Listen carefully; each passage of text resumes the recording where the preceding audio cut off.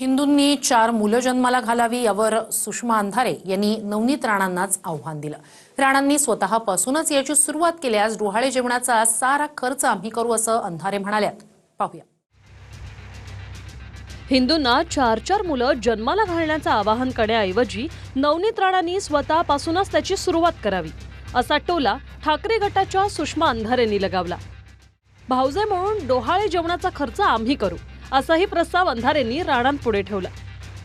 एका मुस्लिम मौलवीच्या विधानाचा दाखला देत हिंदूंनी 4 मुलं जन्माला घालावीत, नाहीतर उद्या भारताचा पाकिस्तान होईल असं विधान भाजप नेत्या नवनीत राणांनी केलं होतं। मी सगळे हिंदुआंनाही सांगन की ते जर खुलेआम म्हणतात 4 बायका आणि 19 मुलं, तर आपण किमान 3-3, 4-4 मुलं आपले हिंदू लोकांनी केले पाहिजे। तो हमको हमारे हिंदुस्तान से अगर प्रेम होगा, ये 19 बच्चे कर रहे तो हमने जरूर 3 से 4 बच्चे जरूर सबने करने चाहिए। आपण एक मुलांवर का संतुष्टी करत आहे? 4-4, 3-3, 4-4 मुलं आपणही सुद्धा केले पाहिजे। तो हम किमान 3 से 4 बच्चे ये हिंदुस्तान में हम सब हिंदू भाइयों ने, बहनों ने, हमने करना चाहिए। ये हिंदुस्तान को पाकिस्तान बनाने के राह पे चल रहे हैं, तो हमको हमारे हिंदुस्तान से अगर प्रेम होगा, ये 19 बच्चे कर रहे हैं तो हमने जरूर 3 से 4 बच्चे जरूर सबने करने चाहिए। आता मला कळत नाही हो, मी पुन्हा पुन्हा म्हणते की हे भाजपाई काय डोक्यावर पडलेली लोक आहेत का? हे विकासावर का बोलत नसतील? अमरावतीचे काही प्रश्न आहेत, अमरावतीचे काही मुद्दे आहेत। अमरावतीच्या अनेक गावांना आजही पाणी पुरवठा नाहीये, पाण्याचा प्रश्न आहे। अमरावतीच्या महत्त्वाच्या शहरांमधून म्हणजे लोकसभा क्षेत्राच्या महत्त्वाच्या शहरांमधून MIDCचा खूप मोठा प्रश्न आहे।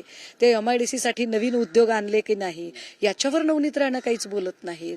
विकासाच्या मुद्द्यावर बोलणे भाजपा टाळते।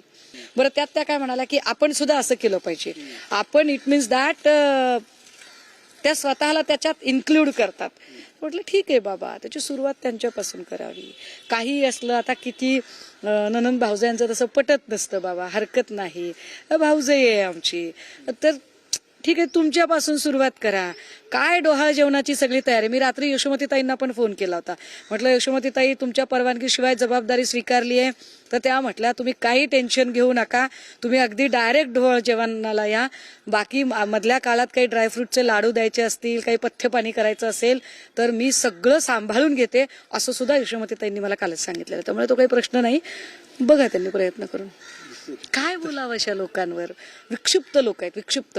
बरं, हे बोललेलंही त्यांना कळत नाही। ठीक आहे नवनीत राणा ताई, तुम्ही खूप यंग दिसता, अत्याधुनिक मुलं घालायची पद्धत आली, घालून घ्या 4 पहिली काढा, तुमच्यावर आम्ही पण मग सुरू करू। काढा 4, तुम्ही काढा।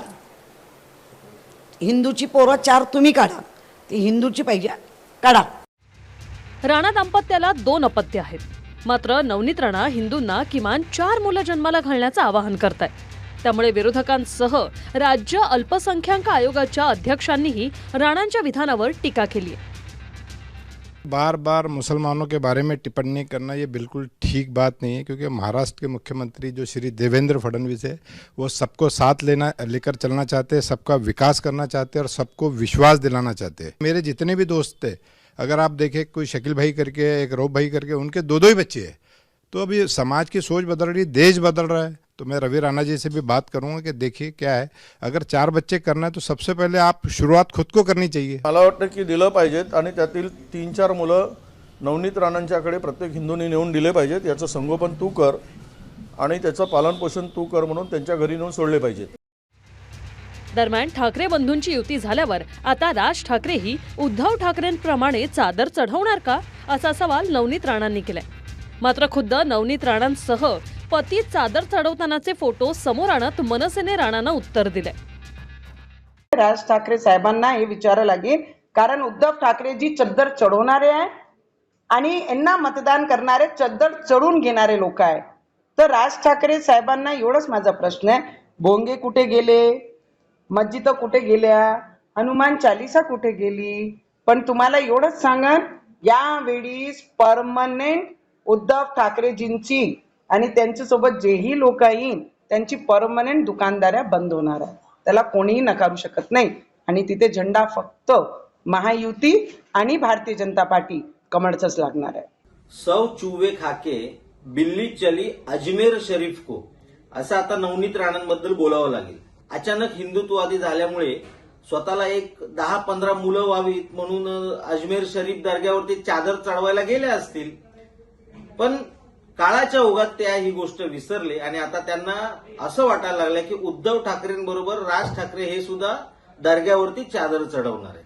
गुगल सर्च केलं तरी त्यांना कळेल त्यांच्या आका नरेंद्र मोदींनी आतापर्यंत किती वेळा आणि कोणत्या कोणत्या दर्ग्यावरती चादर चढवली आहे. अजमेरला चादर चढवतो तर आम्ही साईबाबांच्या पण याच्यावर चादर चढवतो.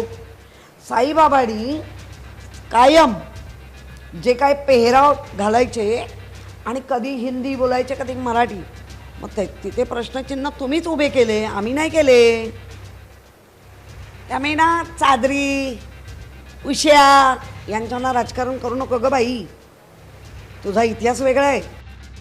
तुर्तास हिंदूंना 4 अपत्य जन्माला घालण्याचं आवाहन नवनीत राणा स्वतःपासूनच सुरू करतात का? विरोधकांच्या आवाहनाला त्या काय उत्तर देतात हे पाहणं महत्त्वाचं आहे. स्वप्नील उमपसह हिरा ढाकणे, TV9 मराठी, मुंबई.